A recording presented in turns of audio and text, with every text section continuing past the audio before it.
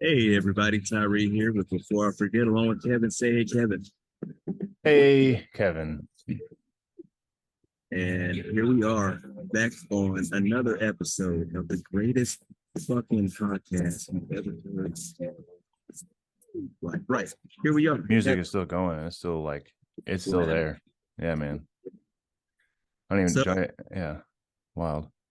hey man, I like how we like this whole time, like all 4,000 episodes, we're like, we'll fix the music. Don't worry about it. We'll get it fixed. And then, I mean, they don't know that until you say so. oh, well, now they You're know. in a Now they know. Mr. The guy in Oz revealing the curtain. Got to keep that shit shut. Kayfabe. I don't know what that means. Start gets. God. Okay, yeah. So today, sorry. First of all, let's just say like we've been MIA for a bit. Much needed break. We had some stuff going on in our individual worlds, and we are back. And with our first guest in a couple of weeks, we have Joey Nguyen, United States Marine Corps sergeant, who, if you look up on his social media platforms, interviews fellow Marines and talks to them about their time in service, why they joined the Marine Corps, and you also do a little bit of finance content for your people. Joey, introduce yourself. Let's talk about you. All right. First of all, thank you guys for having me. Yeah, man. You, Thank you for you guys coming. seem like a great group of people. I've just, first met you guys today, but you guys seem very down to earth. So yeah, I appreciate you guys having me on. Um, I try, but man. I try not to be an alien. yeah, but a little bit about me. I joined the Marine Corps in 2019, right out of high school, and I started to create some content like a little over a year ago, and really just wanted to share the like raw experiences, like true stories that people outside of the military don't really hear from their like recruiter. They normally hear all the best parts and all the, kicking down doors and taking names, that kind of story from their recruiter, but they don't really hear about like, oh, like this is I just sit at a desk all day and I just file paperwork side of the Marine Corps. Yeah. So I just wanted to, get real stories, raw experiences out to the people that are thinking about joining. Right on, man. Yeah, and that's a kind of a genius idea, honestly, just because I know when I joined in 2001, that's how they got me. I knew that I wanted to be infantry, but I remember they sat me down and had me watch this VHS um, of Army Rangers like moving through a building and like kicking down doors, throwing in flashbangs. Like that's the shit that I want to do, and I was like sucked in. You know what I'm saying? And then yeah, we get to my unit, and I'm pushing a mop and a broom more than I am pushing indoors. Hell yeah. Combat cleaner, baby. Yeah. So, Joey, why exactly did you join the military? Because it's not something everyone likes to do. As Yeah, yeah, maybe 98% of the people who listen to the show. Thank you for your service. yeah. I think everybody who joins the military is like a little bit messed up somehow in their heads, maybe like a little bit of a rough upbringing, maybe. And I mean, I didn't have like the worst childhood or whatever, but I think my dad did have some like character traits that were similar to like a drill instructor, really like breaking you down mentally and stuff like that. So I feel like that really prepared me for like boot camp and military lifestyle. But I always knew that the military was like a place where people can, build a good foundation of discipline. Um, People in the military were like the stereotype was people that are in the military are usually fit. And then also, kicking down doors and throwing flashbangs and stuff like that. That always appealed to me as well. But I ended up choosing an MOS that is not really kicking down doors, and it's driving trucks. I just drive trucks. So at most I'll be doing drive-bys, or driving the truck and then maybe shooting an M16 out the window. But You're right. Yeah. uh, Everybody but needs. yeah, yeah.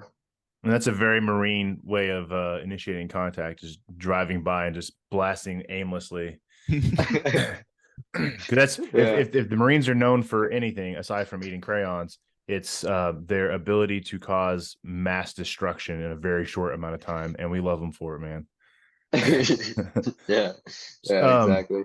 so in pre-show we talked, and so Tyree, we always ask this question, like, where were you on 9/11? And you're the first guest that we've had on the show who was not born yet when 9/11 happened. So obviously we know where you were. You were growing in the womb, right? You were born 2 months later, right? Yeah, 2 months later exactly. So November 11th, on Veterans Day. So I like to Nice. think I was born to serve. Yeah, that's cool, man. So with that being the case, then let me ask you this. Since you weren't witness to 9/11, what was it like, you know, learning about 9/11, and then all this time later serving in the military, going to boot camp where your Marine drill instructors had fought in that war and you weren't even alive yet? It's like, what was that whole thing like? Learning about 9/11, it was kind of like, I don't know, it just felt like something that the teachers had to like push through, like in the education system, where it's like, oh, we have to learn about like things like the Holocaust, the 9/11, just like big events that happen. And I was like, oh, just another event that happened. But it didn't really like mean that much to me until like I joined, and then it was like, drill instructors that have been through combat and they're getting shot by like kids with AK-47s, and then it's like, yo, like this is some real shit right here. And then so it really did like open up my eyes to like a different perspective of how serious these things can be. That is kind of crazy to think that, like, the education system um was passively teaching it, I guess you could say. A local news channel here actually posted an article because people were complaining, parents were complaining that their children weren't, being taught about 9/11. And so the news station went out to a couple different junior highs and high schools and asked them what they were doing and sat in on some of the lessons and everything. And they were doing full on projects and everything. But, that could have also been like, in anticipation for the news being there. I don't know. But that is interesting that it's just kind of taught as another thing. And I wonder if it's still so recent enough for those teachers that it's still kind of a sensitive subject. But yeah, it's hard for us to fathom because Tyree and we were both in basic training when that happened. I graduated 3 days after that, and he was about halfway through. I just started. That was week 1 for me. Yeah, that's what I meant. He was halfway through starting, is what it is. Yeah. So we were there, you know what I'm saying? We were both already in the military and had joined when there was no war. So it's interesting to hear that perspective. So, I mean, with your time in the service now, what does 9/11, and with it having just recently passed this month, like, what does that mean to you now? Oh, it means like a great deal. Like I think the Marine Corps, especially since I think we're like one of the tightest branches. Um, we take every single death in the Marine Corps like very, very seriously. So I mean, we have First Sergeant's Hill.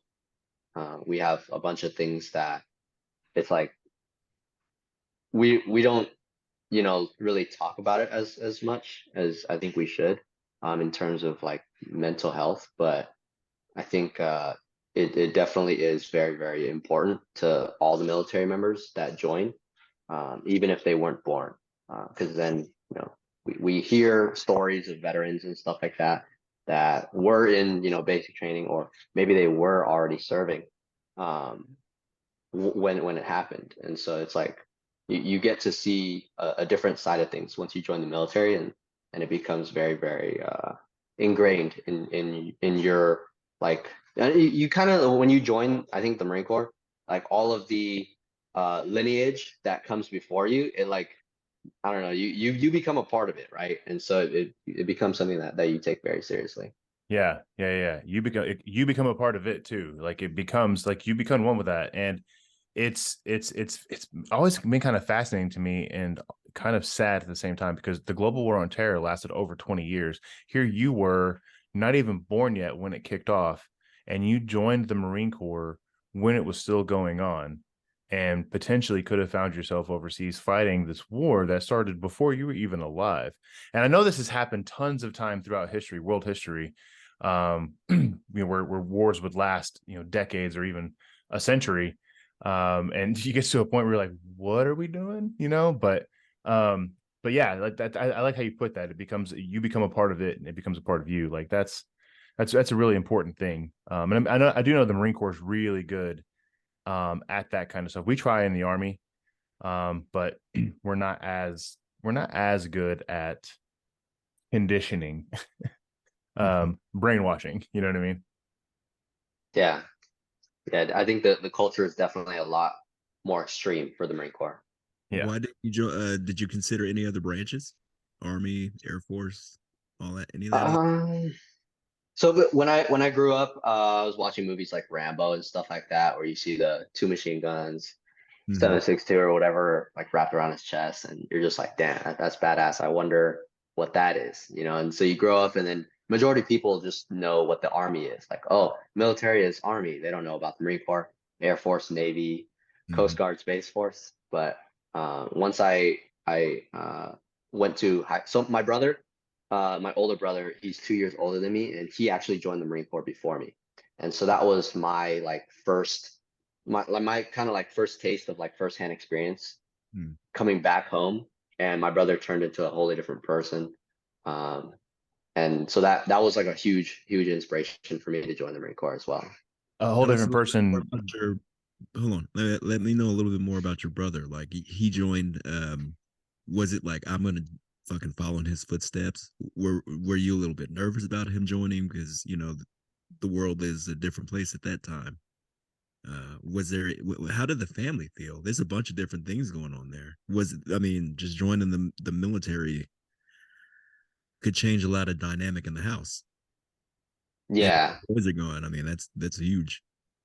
Yeah. So my brother and I were pretty much like your stereotypical Asians in high school, very skinny, played video games and played tennis for sports, and you know, didn't have any like big like physical activity background or anything, didn't have any discipline.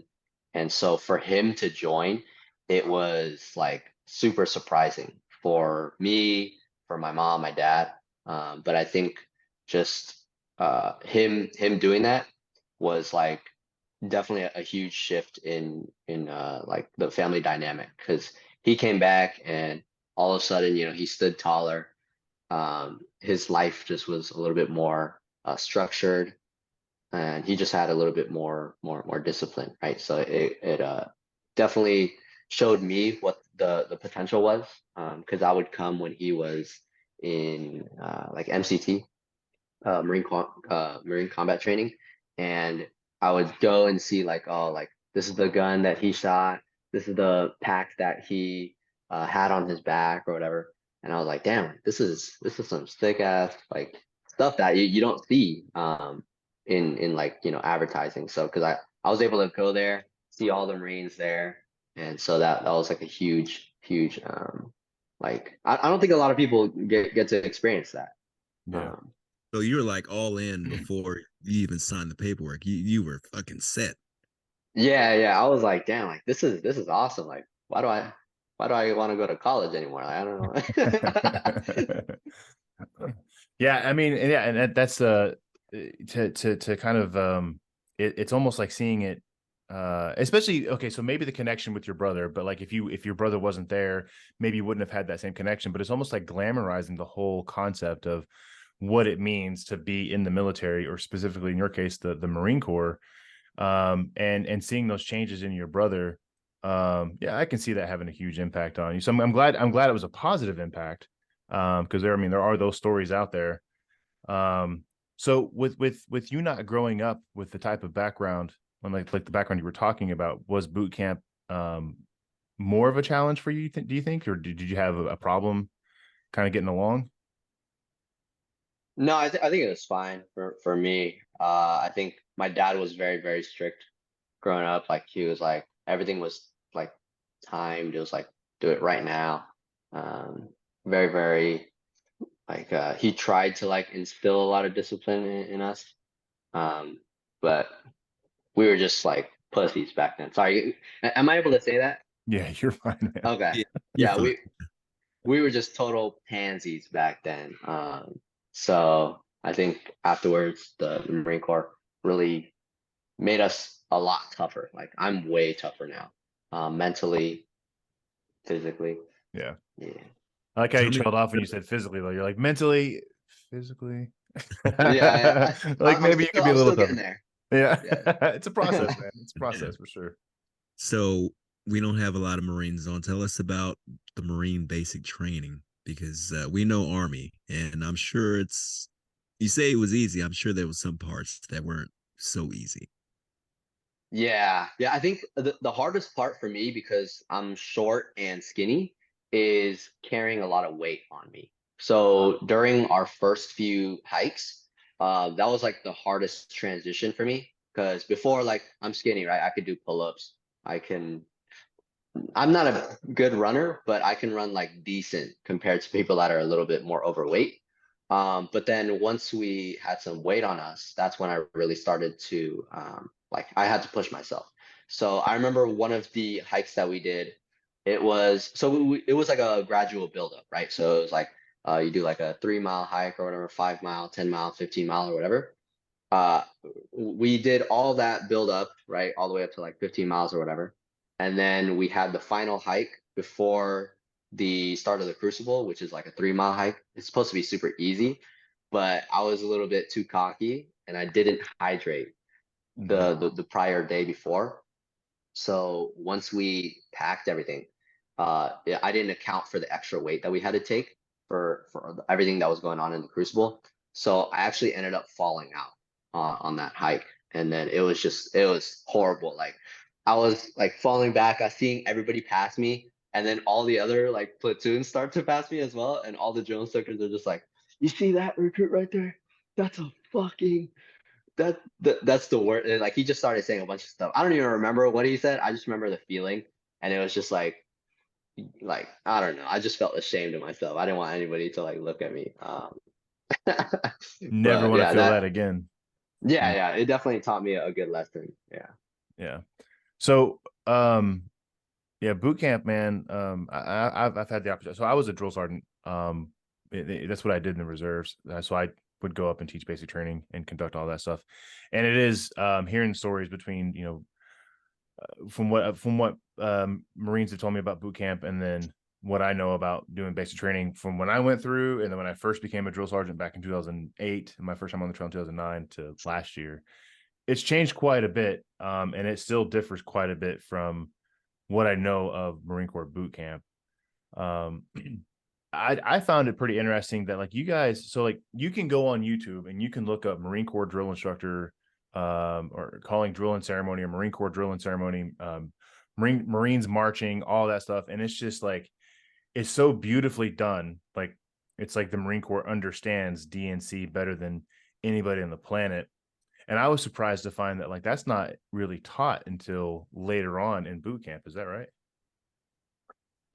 You mean like when they're marching, like drill? Yeah, yeah, yeah. Like out in the big parade deck or whatever y'all call it. Oh, that starts from like pretty much like the very beginning, Mm, but it's just you don't see the like all the times that we mess up in the beginning. gotcha. Yeah. Yeah.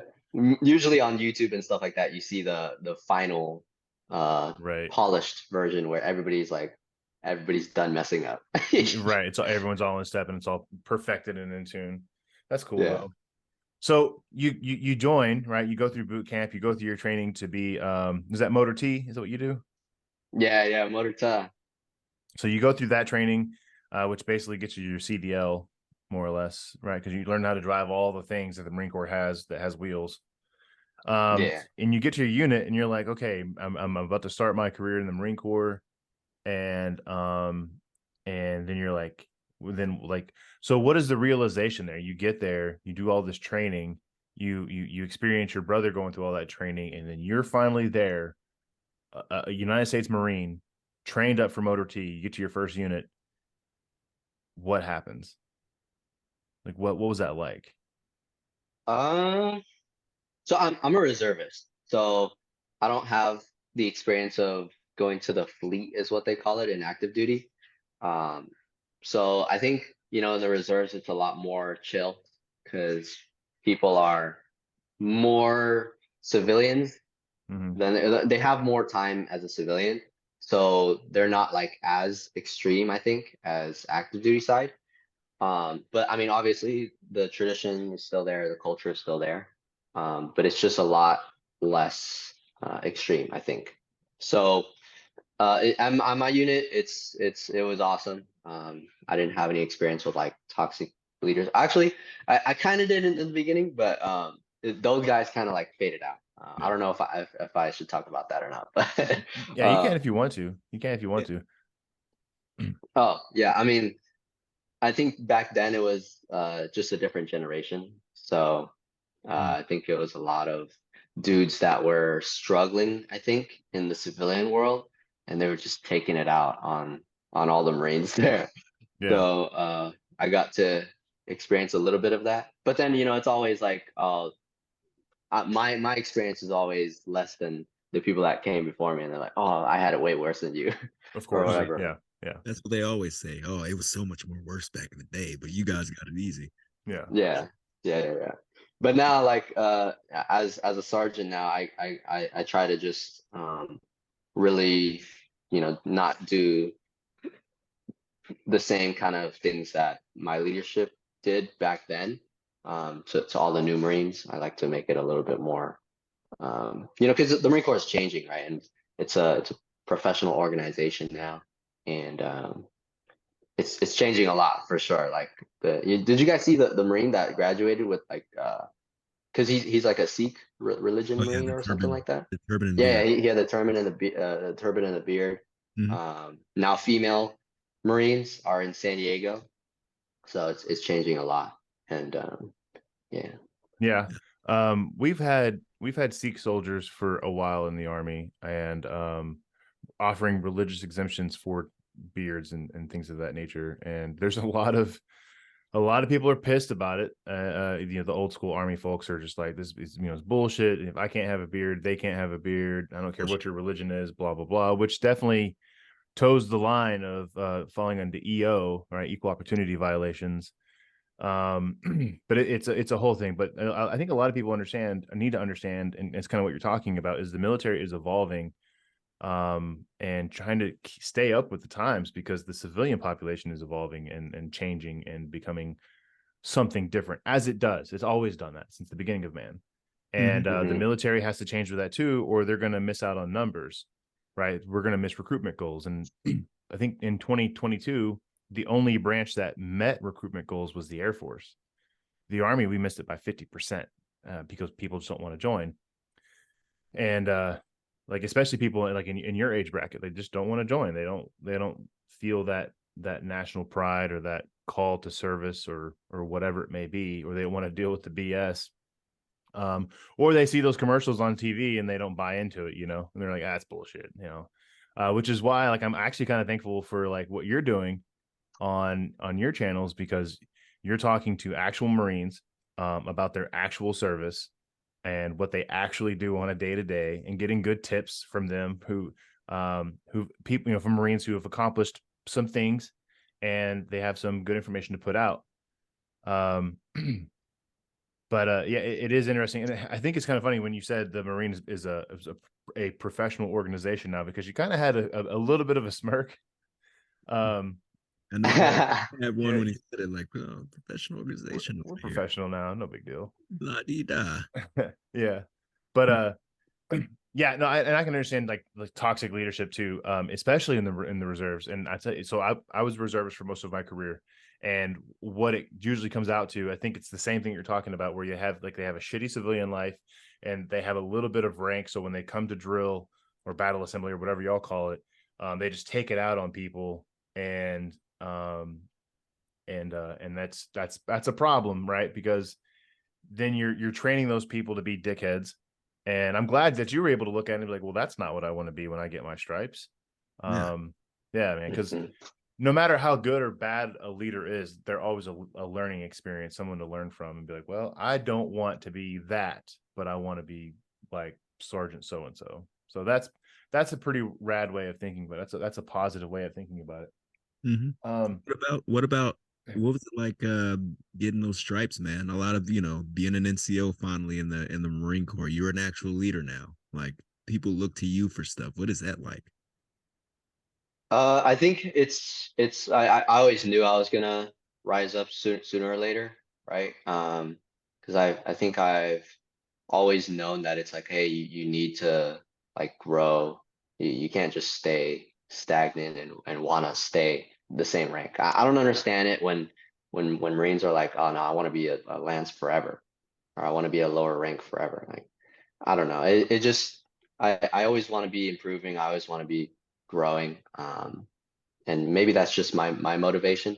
And I think at least in the Marine Corps, I think when I was growing, I think there was a lot of people that had a bad mindset where they were like, oh, like fuck the Marine Corps or fuck whatever. I'm just gonna stay one of the bottom dudes because I don't have to. I honestly still don't know why people have that mindset. I'm trying to figure it out. Maybe it has something to do with just how like the Marine Corps doesn't really help like people really transition that well in the civilian world because everything in the military is a lot different than how people are in the civilian world. Um, but yeah, I don't know. There were a lot of Marines that just had that mindset, and so I found myself kind of on the outlier where I was motivated. I was like, hey, I want to grow. I want to, get better in both my personal life, professional life, and military life. And not everybody had that same mindset for some reason. so what do you do on the civilian side? So I used to work at Olive Garden as a server. And then I ended up reaching out to a YouTuber. And so now I work I started off as a personal assistant, and then I grew to become a creative director. And then now I'm the chief operations officer for the YouTuber. Oh, that's cool, man. Um, Oh, that's fucking yeah, dope. so I learned everything that I know about social media through this position. He was a great mentor. He still is a great mentor to me. So yeah, now just taking my skills on the civilian side and applying it to the Marine Corps. Huh. That's cool. And I guess applying it to your own channel, because I mean, you said you started making this content about a year ago. You're already at 18.1 thousand followers on Instagram. I have actually looked at your YouTube to see how many followers you have there. Um, but that's pretty cool, man. So let's talk about that. Like what you do with your channels. Like what got you into that? So I always knew that I wanted to be like an entrepreneur. I always knew I wanted to get into like business and stuff like that. But I think I just had too many ideas and lack of execution. Like I was kind of like a wantrepreneur. Like I was like, oh, I want to be a business owner. I want to be an entrepreneur. But then I would like watch all these videos, read all these books, but then not actually do anything. I'll be like, oh, I have a great idea. I want to start an app on something. But then it's like, oh, never mind. It always fell through. But then once I got in with the YouTuber that I work with now, that's where I learned a lot of just doing and taking action. And then that's where I also learned the power of social media and how that can pretty much like 10x any business out there if you do it right. Like every business nowadays has social media. And if they don't, then they're losing out on a ton of potential customers, a lot of potential like a loyal following that they can, LTV is called like lifetime value or whatever of a customer, and that like it compounds on itself if you use social media because the audience stays even though like your video will come and go. The audience stays and they continue to watch more and more videos, and then new people come on board. So it's just compounding. Two becomes four, four becomes eight, and then so on and so forth. Right on, man. Now, what did you Uh, do specifically to get ready for this kind of thing? Like, we've been trying to not trying. We've been doing this YouTube thing for a minute. We've been doing our show for a minute. What made you get right into something like that? Like that's pretty serious, especially now because the way the world is, like being a social media influencer or someone who's like you, a CEO of somebody's business. I mean, how do you get into that? I mean, I was a card attendant at Target, and then I joined the army. Like that is something that we would do back then at that time. Like now, YouTube is the thing. Like it's Hmm. how does one get to that point where they're like, I'm gonna do this? Uh, are you asking like how I Yeah. got Hmm. into it? Yeah, or why you Um, got into it really? Because I mean, again, there's a million different things to do, but basically running social media for someone and building your own social media at the same time, it's a packed market. Like, how did you figure this out of all things? so the reason why I wanted to do social media is because, my mentor was an expert on social media. So it's like if you have somebody in your life, a mentor that already is successful at any type, like if you don't know what you want to do in business and you have a mentor that's successful in a specific type of business, you could just, work for them, work under them, and then learn all the shortcuts and all the mistakes that they made so that you can then take the shortcuts and grow super fast doing pretty much the same thing. Like if I didn't have my mentor, I might not have even started a YouTube channel. I definitely wouldn't have because it took me like a year to like actually blow up on social media. Mhm. And it would have taken me like at least 5 to 10 years if I didn't have my mentor. Because he already has made all the mistakes. He's been doing this for over a decade, so he knows all the tricks, all the you don't know what you don't know. So having a mentor is great for that reason. And so that's what really told me like, hey, I should go full time with social media because he already is successful in social media. And it's like, I don't know anybody else that's successful in business. So why not just do that? And social media is a great business anyways. It allows for a lot of it allows you to have like a really cool lifestyle that I want, right? Like he makes tons of money passively. He's able to work whenever he wants. He's able to make content on stuff that he's passionate about, and he's able to reach out to a lot of people and help change their lives through social media. So What's his name? Give him a shout out. yeah, his name's Charlie Chang. You guys should check him out. Charlie Chang. He does a lot of content on finance, entrepreneurship, business. He was one of the original like kind of finance guys that came out of the pandemic, um, doing like stuff on stocks. Um, what was it called? Like the stimulus checks. Hmm. That's the kind of content that really blew him up. Um, but now he does a lot of content on just finance and business, entrepreneurship in general, and yeah, very very smart guy on business. Like I don't know anybody else who's as smart on business as him. Like he's super savvy with that stuff. Right on. Yeah, no, I was looking at I got distracted. I was looking at his Instagram. Yeah, he's 108,000 followers on there. And yeah, I mean, just a quick glance at it. I mean, he's definitely living a life that I'm not living. You know what I'm saying? And I do think that is one of the neatest things about like the social media and turning it into a career, and using that. And I hate the idea of being a social media influencer, even though if you have a social media presence and any amount of followers, that's exactly what you are, because you have an opportunity to influence your audience in a positive or a negative way. And so there's and I actually spoke about this on my story not too long ago on Instagram, but there's like an inherent responsibility in watching what you do or say and making sure that you're putting out content that is appropriate, and represents you well. Um, and I can just, like I said, a quick glance at his Instagram, and I can see why you'd hit him up and be like, "Hey, man, what's happening? Can you help me, or can I work for you, or can I learn from you?" How receptive of that was he? Hmm. So originally he posted on Instagram like, hey, I'm looking for a personal assistant. And at the time I was, working at Olive Garden as a server.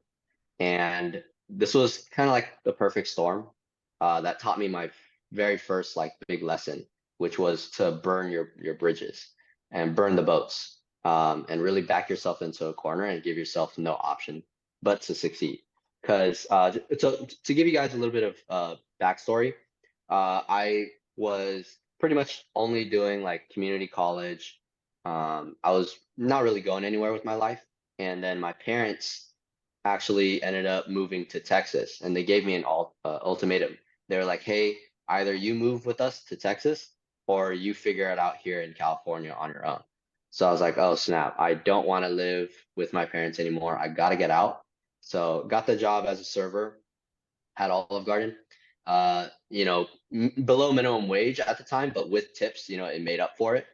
So I think every month I was making probably like 24 to like 2,800 per month, and then that was enough to get my very first apartment with my girlfriend. But it wasn't really like an apartment; it was kind of like a really ghetto like unit. So I mean, that's the only thing that I would qualify for, right? Like people that come in and they see like 18, 19-year-old, they're like, oh, this guy's not going to be able to do anything. So I got that, and then that's when I applied for that Instagram post, and I sent like a really long email, basically telling him like, hey, I'll scrub your toilets for you if you need me to. No job is beneath me, and so he replied back. He was like, hey, I'll take you on for a trial period for like a month to see if you can even like work with me or not. If you have the work ethic, if you fit within my business culture, things like that, right? So I was like, okay, cool. I quit my job. And I was like, hey, either I make it at this trial period where I'm not even getting paid, or I go homeless. Like I'm gonna back myself into a corner and give myself no option but to succeed. So I stopped working out. I stopped eating. I stopped pretty much like everything that was like traditionally like balanced and healthy. I cut all that out, and I was just working like 24/7. And so that for that first few like 2-3 months, it was a very very um, like grind. I was in grind mode, and so out of that, I got the position, and so that's like one of my very first few like big lessons of learning how to succeed by backing yourself into a corner, and really like it's do or die. And I don't think that works for everybody. Like some people, they should play it safe, and they should save up for like 6 months of living expenses and then quit their job and pursue their passion. But some people need that extra push where it's like, hey, you don't really know what you're capable of unless you're pushed to your limit. So I was like, hey, fuck it, I'm just gonna quit my job, um, and do this free trial and see if I make it or not. So Dude, in Army, there's something called METI. Like, METC. there you go. You're no, I might be saying the wrong thing. I've been out for a minute, so I might be getting this wrong. Plus, I have a lot of pot.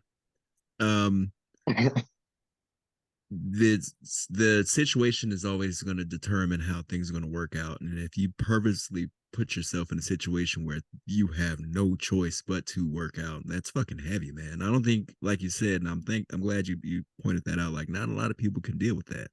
To literally say it's all or nothing right now, like at such a young age, it says a lot of maturity. It says you're little fucking nuts too. Yeah. Yeah, yeah. But Um, I well, and mean, I was gonna say on top of that, Tyree, like no, I mean, and there's a ton of like success stories of dudes who are billionaires. Mark Cuban, for example, he talks about before he ever made it big, he was living in like a 2 or 3 room, a bedroom apartment with like 6 or 10 other dudes, and he had like all he had was just a corner of a room. That was it. That was his space. And he's like, he's like, it doesn't matter what the place is, because you're just there to sleep for a few hours and then you're up again and you're back to work and you're putting in the work to get to where you want to be. I mean, you look at him now. I mean, he's a billionaire. He owns everything. Um, and you know, I know there's other stories out there. I just can't think of them off the top of my head. But the Mark Cuban one always kind of stood out to me because he was very descriptive when he just described that room. Now let me ask you this though, like being that's where you are right now, and this was what, a year ago, 2 years ago when you kind of kicked this off. Yeah, almost 2 years ago. So 2 years later, now you've got 2 years of lessons learned, right? And I know you had your mentor and you were able to learn from his mistakes and not repeat those. But what mistakes did you make that that you didn't pick up from him? And what would you, if you could go back 2 years from now, what would you change, if anything? Yeah. I think for I think back then I was too distracted. I was getting distracted by way too many opportunities, and I didn't know what to focus on and what to prioritize. And it wasn't until I made a huge mistake of investing into a cryptocurrency called Luna. Um, if you guys are like in the crypto world, then you know that like a year ago or 2 years ago, it like blew up and then it Mm-hmm. completely crashed. Yeah. And then so I was like all in on Luna. Like I sold all my stocks, which was like $10,000 worth. And then I already had like $5,000 in Luna. And so it was 15K into Luna. That was like pretty much all my savings. And it doubled, right? So I was at like 30K. And I was like, oh shit, this is awesome. And then it crashed, zero. Dang. So all that just, crashed, and I was just like, damn, like that's crazy. So that was like another big lesson that taught me like, hey, focus on investing in yourself and focus on investing in things that you can control, which is your skills, your education, and your business, because those things you can control. Like if you invest into your education and your skills, nobody can take that away from you. Like no stock market crash, no amount of taxation, no amount of depression can take your skills away from you. So that was another big lesson that I learned. That's pretty So if I were solid to go back, advice. yeah, Yeah. yeah, yeah. If I were to go back, I would tell myself like, hey, just focus on business, on your business, on Charlie's business, and your skills and your education. Like if I would have taken that 15K and invested it into like courses, into books, into anything else that was for me that I could control, I would have been way better off than I am now. Yeah. No, and so that whole stock market thing, because I mean, I think COVID kind of kicked all that shit off, because that's when Robinhood came out, and everybody was like, well, fuck it, I'm sitting at home doing nothing. I might as well put my stimulus checks into these things and see if it can generate money that way. And then Dogecoin blew up. You know what I'm saying? Yeah. I had so, like, before it even was a thing, like I was like, fuck it, man, because everybody knows the Doge meme. You know what I mean? So I was like, fuck, I'll buy a bunch of that. And I ended up Hmm. buying like $100 worth of it, which gives you a ton at that time, because it was like 0.00. There was like 9 digits, you know, Yeah. behind the decimal. And so I had Yeah. I had so many of those. And then like the week before it blew up, I was like, Doge is not doing shit. So I just sold it all.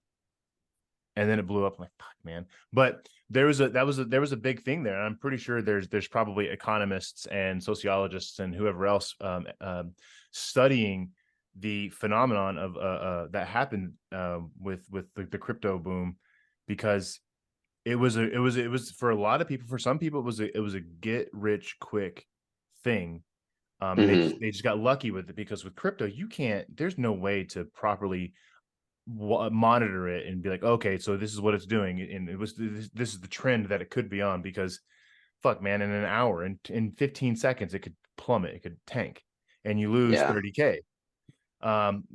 Unlike regular stocks, where you can actually kind of look at the company and how well they do over their quarters, and you can see their trends and when they typically do well. I got into it a little bit, and I made a decent amount watching.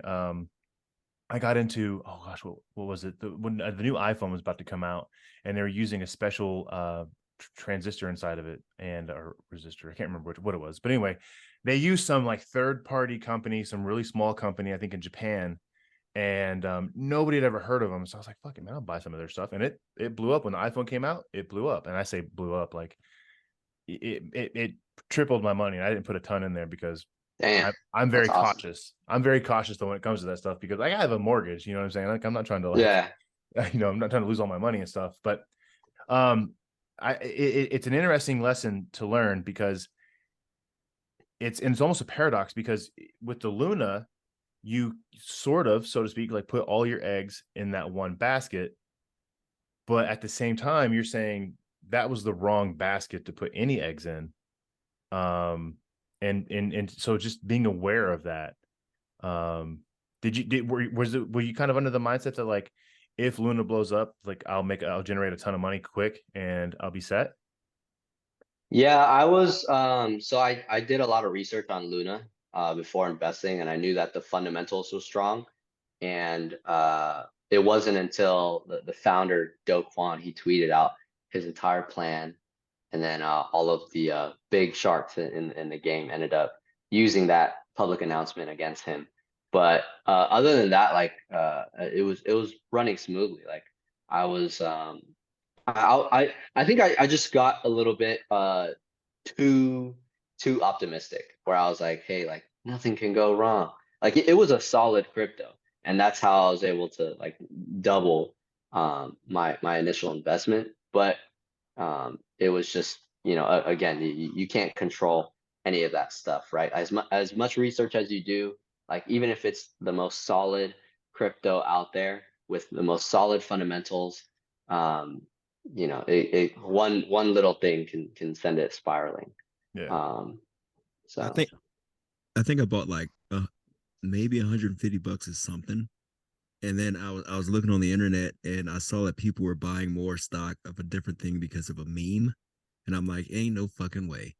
I'm gonna invest money like that and off a meme, but that's what the world it was at that point. COVID yeah. had everybody completely twisted up. I mean, YouTube channels skyrocketed, fucking podcasts shot through the roofs. Everyone wanted to do something. I mean, here we are, Hmm. but it was a different world back then, and now I think things are starting to change a little bit slower than they were back then because they were flying. I think people are starting to see like, oh man, we fell for it and we lost a lot of money in some cases, but there's other ways to make more money, and that's just being a mentor to people and helping them out, like what you're doing now. So that's a hard lesson to learn, losing all that money like that. But I mean, it's still a lesson nonetheless, and you move on from it and you build, and that's what you've been doing. Man, I was gonna Yeah. say when Yeah. you sorry to cut you off, man, but like Oh no, you're good. when you're talking about like I wish I would have put that 15K into courses, books, things like that. Like, how old are you? I'm 21. Yeah, dude, like at 21 years old, you know what I'm saying? What 21-year-old is like, I should have put 15K in courses and books to like improve myself, to sharpen my skills and build um my wealth and my following, my audience, all that stuff. Like when I was 21, dude, like all I wanted to do was go out and get drunk. You know what Oh I'm yeah, saying? We were stationed in Germany, and bro, like that's all I wanted to do. But like, and I think back on that, man, and I wish the early days of my career, back when Tyree and I were on active duty, that this stuff was talked about more, mm, especially finance and things of that nature. Because people mention it. People mention finance. People say like, "Hey, save your money," but that's as far as it goes, right? And there's not a ton of options out there at the time to really do that. And there really wasn't a lot of uh oh gosh, there weren't a lot of resources that we can go and research this stuff, right? And now it's so prevalent. And I will say, like, you get followed by these accounts on social media. It's like, I'm a finance guru, follow me for more tips, blah blah blah. And a lot of times it's a scam or it's a pyramid scheme or something like that. And you know, I wish stuff like that would have been more prevalent, because I definitely wasted a ton of money. I certainly helped the economy grow in Schweinfurt, Germany. You know what I'm Oh yeah. saying? mhm. So just to be 21 years old and to say things like that, dude, like that is beyond your, the maturity level that you're supposed to be at, and that's a badass thing, dude. Like, I- like we're fuck 21, man. If you can continue down this path, like I looked, so you're at like 50,000 followers on YouTube, almost 20,000 on Instagram. I didn't look at your TikTok. I've been trying to avoid TikTok lately, because it'll suck you in, man. Um, Yeah. So you're definitely on the right track to doing something. I saw one of your videos on YouTube has 324,000 views. I don't even know like what makes some of these videos go viral. Sometimes I'm like, yo, like this video is gonna do bad, and then it does really good. And then sometimes I'm like, yo, this video is gonna do really well. I really like it, and then it does really bad. It Man, happens all we the have time. This we had show that same conversation. Yeah.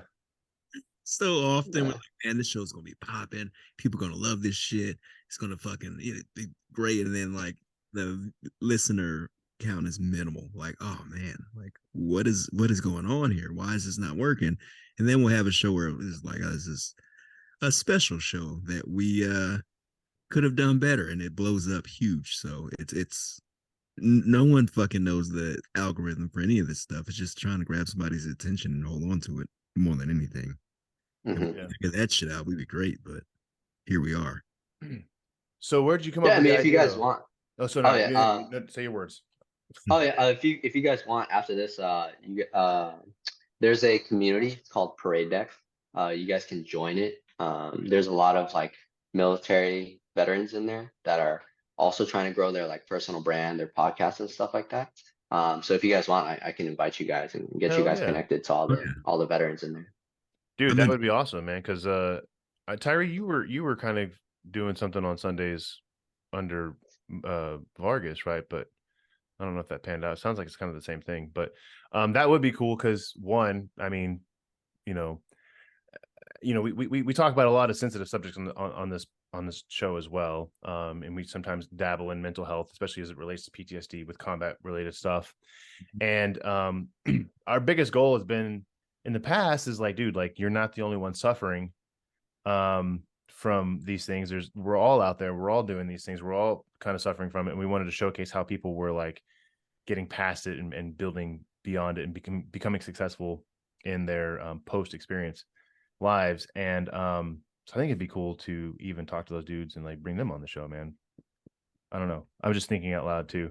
But I was gonna Yeah, ask a you. lot of them are open to that. Yeah, okay, cool.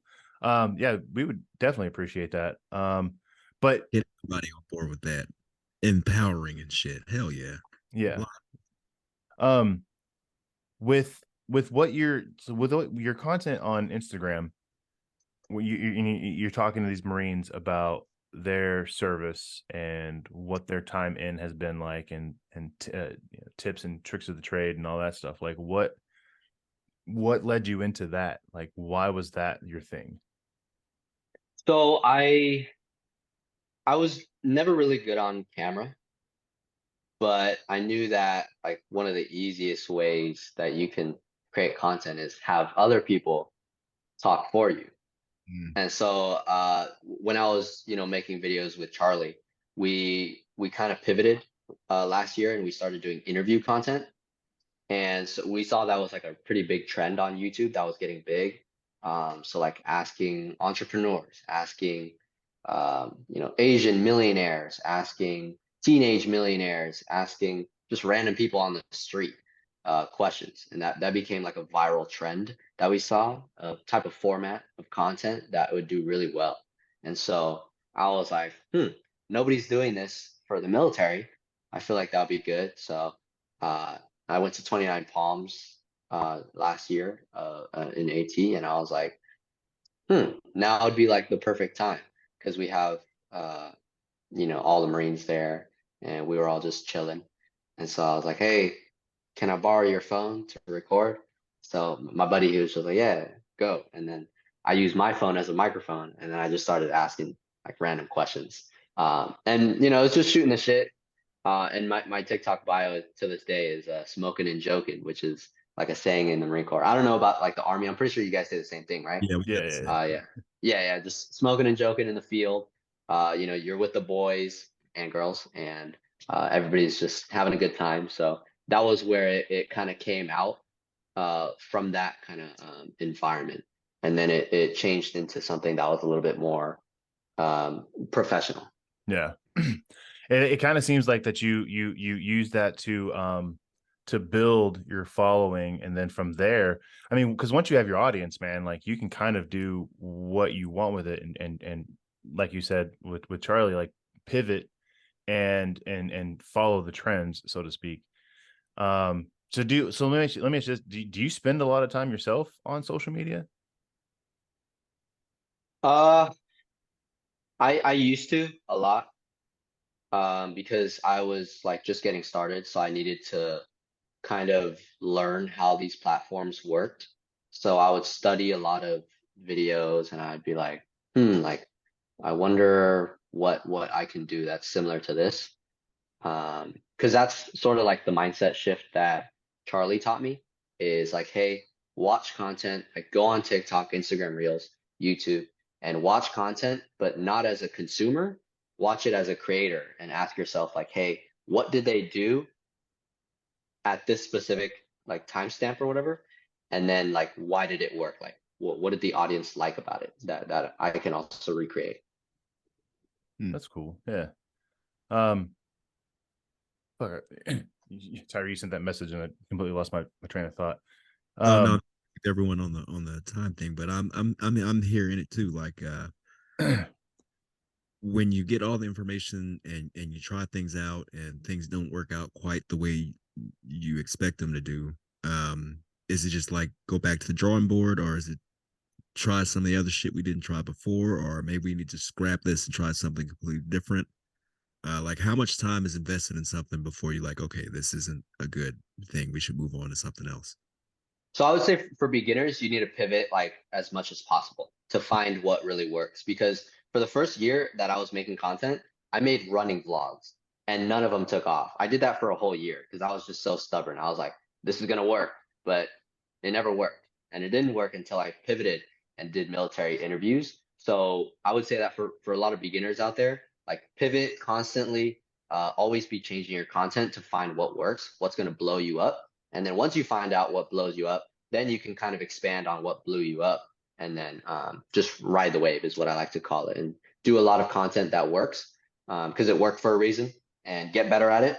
And then you can start to make other videos that you want that are similar to that video that people really like. Yeah, right on. I do have a TikTok account that I've posted things on, and I have one video that kind of blew up. It's been a while since I've looked at it because, like I said, I've been trying to avoid TikTok. But I think last I checked, it was like 50,000 views or some shit. I don't remember, which is a lot considering I have nothing on there. 83.7 thousand views.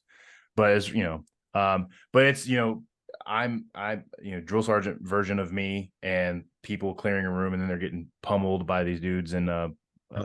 black suits. And it's a funny video. It's a good video.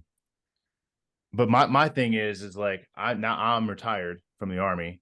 And I will never produce content like that again because I have zero intentions of putting in my uniform. Unlike some of these other dudes that go to Applebee's on November 11th to get their free meal. Or straight. But yeah, so I mean there is that challenge there. And so I do want to say, like, and to be completely transparent, like I know Tyree and I are also kind of like we're interviewing you, so to speak. We're having a conversation with you, but like we're also kind of soaking up what you're saying because we're old and we're not as in touch with social media as we like to think we are. And so we're definitely kind of like sponging a lot of this stuff up too. Like, dude, Instagram completely confuses me. I can't keep up with it. So what is the I don't know. well, I mean, just like Joey's running vlog. I mean, your Grundle thing. I think it's ran its course. No, I'm coming back to that. I'm just Yeah. gonna figure things out. Like you Yeah. guys say, you gotta poke around before you just go ahead and jab No, it. true. Joey, I also noticed. So your shirt, is that your brand or is that something else? No. This is actually Charlie's. Okay. So he used to have a clothing brand that he started, and he actually that business ended up failing. Like he lost like 15 to 20K Dang. starting that business, and so he had a bunch of extra shirts, and he just gave it to me. And I was like, Gotcha. "Yo, this is a sick ass shirt, like mindset." Like I don't have any shirts that say mindset like that, so yeah, I Yeah, like it. no, that's pretty rad. And because I thought I saw mindset on one of your, it might have been on your YouTube channel actually, that little tagline or whatever. But that's something that Tyree and I have kind of ventured into as well on the show, and then kind of on the side as well. But that's a tough market, man, because like everybody wants to, make a t-shirt, and there's so many drop shipping sites out there and that make it easy to create these designs and slap them on there and sell them. Mhm. Or TikTok, man, like these people blow up and they get millions and millions of followers, and then they start a merch store and it's all drop shipped, and it's something simple or whatever. I mean, it's so saturated, man. Like, is that something that you want to get into eventually, as well, or you just kind of like, what are your future goals? I don't think I'm gonna start a clothing brand. I think I would rather start like a service kind Mm. of offer where like I can help people through like some sort of service or some sort of product. Um, because I think like clothing brand is more for like brands that have just a loyal following that wanna rep their brand or whatever, rep their content.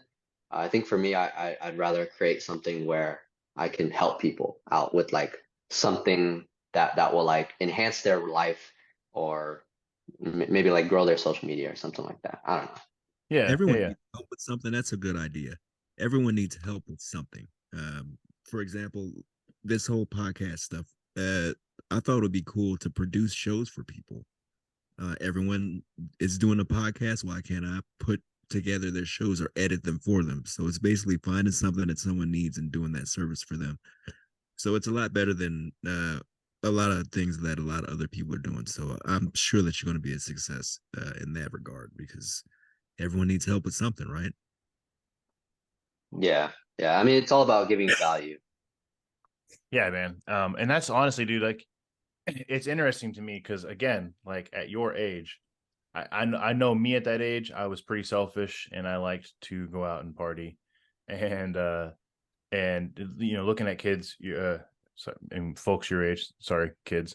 Oh no, um, yeah, I am a kid, 100% kid. well, you don't talk like it though, man. Like you talk like with this level of maturity that's just not common, I think, with people your age. But it's a lot of folks out there, especially nowadays, that want to try and get rich quick by selling a product that only benefits them. Sure, I get to wear a shirt that reps my favorite brand, but what aside from that, what did I get from them, their content, like a few laughs or whatever? But there's honestly there's not a ton of people out there that are like, I want to help. Like I don't really care if you rep my brand because I just want to help you improve yourself, which will then carry over to the people that they influence and so on and so on. So you're kind of wanting to step into the mentor role. Is that something you kind of picked up from Charlie, or is that just something that you've wanted to do? Yeah, yeah, I think it's a combination of both. Because Charlie also does educational content, and educational content is really really good because it's a win-win scenario. And like all the lessons that I've learned, all the mistakes that I've made, like my education, my lessons, that's like the most important thing that I've gotten from it. Not like all the money that I lost, not all the time that I wasted. It was the lessons that I learned. And I think like at the end of the day, your education, your knowledge, and your skills is what really matters. So I think that's what I want to do, or what I want to focus on at least is just education, helping people with their skills, their knowledge, and helping people that want to get into like social media and stuff like that is one of my passions because when I first started, I didn't know any of this stuff about social media, like how to grow on YouTube, Instagram, TikTok, and all that stuff. And then I learned it from Charlie, as well as learning it from my own experiences with my experimenting with my channel. And so, like, if I can help anybody out there with growing on social media, then I'll be happy to answer any message and talk about it. I could talk about it for hours. Like, I'm super Yeah. passionate about social media. Right on, man. So, normally towards the end of these interviews, we ask people like, "What would you say to a younger version of yourself, and would you change anything?" Um, I mean, a really younger version of you is how old? What would you change in your life up to this point if you could? And what advice would Hmm. you give yourself uh, if you're starting again? I think I would have told my younger self. back in like, so when I graduated from boot camp and all that training, I came back to, I was living with my parents, and I just kind of fell into the same old habits where I was just like doing college, didn't really do much, even though I knew I wanted to get into business and entrepreneurship. And I was just like wasting my life away. And so if I were to go back and tell my younger self something, I would be like, hey, you need to do something. You need to stop being afraid of failing and stop being afraid of losing all this money, and start now. Like take action right now, and you're gonna fail anyways in the future. You might as well start failing now. So that's something that younger version of me was really afraid of, was failing and trying new things, and just going for it. Because I had all these ideas, I just didn't execute on them. So if I did act on them earlier, I think I would have been a lot farther ahead by now. I think maybe Kevin told me this before. Have you ever heard of something called failing forward? Where, yeah, you might be failing, but you're trying. In some cases, a lot of people don't even try, but they're still failing, but they're not moving forward with learning from what they failed. So that's a good point, man. I think that's awesome that you would tell people that. Well, yeah, and that kind of goes Yeah. back to where you earlier when you were saying that before during that time frame you had all these ideas and you'd study up on them or whatever, but at the time you considered yourself a wantrepreneur, whereas now you're creating forward motion. Even if you happen to fail, you're learning what's right and what's wrong and what works and what doesn't, and you're, like Tyree said, failing forward. That wasn't from me. I don't know where you heard that, but I do like that phrase though. Give you credit. You're smart. Yeah. You Yeah. and the doc. Hi, Doc. That Right. person who I'm talking to when they listen. Right. So, For sure. what social media do you have? How can people get in contact with you, sir? Before we shut this show down. So on YouTube, if you just search up Joey Nguyen, I know my last name is a little bit hard to spell. If nobody's ever met any Vietnamese people out there, it's like one of the most common last names. Yeah, Um, Win is like Jones, Smith, Johnson. Yeah, yeah, yeah, exactly. Yeah, so if you just search up Joey Nguyen on all platforms, you should be able to find me. yeah. Yeah. And for those that don't know how to spell Win, it'll be in the show title for sure. But Nguyen. Um, that's not so. Listen, I a friend of mine that I grew up with. She's a Win, and we talked a couple years ago, and she was like, what's one thing that's kind of always kind of bothered me a little bit is how people she's like, how you white people say my name. She's like, I was like, what do you mean? She's like, you guys say win, like it's WIN. It's not pronounced that way. I'm like, how's it pronounced? And I still to this day can't do it right. But Wasn't there somebody, I want to say in basic training, his name was Win, but the guy couldn't get it right, so he just called him Engine. Like, that ain't how it works, man. Like, you gotta. no, yeah. Or I'm sure you've heard that, or like Nguyen. Yeah, Yeah, yeah, that's probably the most common. Yeah. Win. yeah, Yeah. yeah. Get it? Joey _win on Instagram, Hmm. and then from there you have your link tree and you can find all your other stuff. And we'll and on the show we'll obviously put your social medias in the description so people can find you. But yeah, y'all for people that want to learn a little bit about Marine Corps life, if you want some good finance stuff, finance tips, check out his channel. Go check out Charlie Chang. And actually your username set up the same way as his, right? Charlie _Chang. Seeing a pattern there. Yeah, it's because Uh, somebody already took Joey Nguyen without any underscores, so I was like, damn. yeah, _win. That, But yeah, y'all go check out his content, man. It's pretty good. It's very informative. Some of it's funny. Because Marines. I do like in your bio, I interviewed crayon eaters. Yeah. Yeah, I was like that. Okay. Sense of humor. I dig it. But yeah, people go check him out. Give him a follow, like all of his stuff, and then tell your friends. word. And on that note, folks, it's time to end this episode of Before I Forget. Thank you for liking, listening, joining, following, subscribing, and all that bullshit to our awesome show. I just happen to have the greatest co-host in the history of co-hosts who's now retired from the military, you motherfuckers. So we're going to talk about some really cool stuff later. Oh yeah. yeah, so for those, we got a show coming up, I guess. You know, and it's funny, Tyree is definitely more excited about my retirement than I am. But because he's been asking me for the last like 2 months, you retired yet? You retired yet? You retired yet? But no, we got a show coming up. We're going to talk about all that stuff, and future content should or could or will potentially sound a little bit different coming from me because I have a little bit more freedom on certain things that I've been wanting to kind of mention or talk about. So we'll get into all that later. Everybody just stay tuned for all that shit. Joey, do you have anything? Nah. Just thank you guys for having me. Absolutely, dude. Very informative, man. And I wish you great success in what you're doing. And I'll be sure to follow along with you. And maybe one day, dude, like when you like 6 months to a year or something, we can bring you back on and see where you are. Oh, yeah. Yeah. I'd love to come back on. Oh, And yeah, if you dude. guys are interested on the Parade Deck community, if you guys have like separate emails that you guys want to use, just send that over, and I could send you guys an invite to the Mighty community. I do bi-weekly coaching calls for all the veterans on there that want to grow on social media.